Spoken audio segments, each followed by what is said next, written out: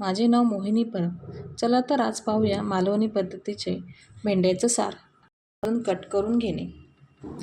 एका कढईत तेल तापत ठेवून तेल तापले की त्यात टमॅटो व 5 ते 6 लसूण टाकणे की त्याची सालं काढून घेणे.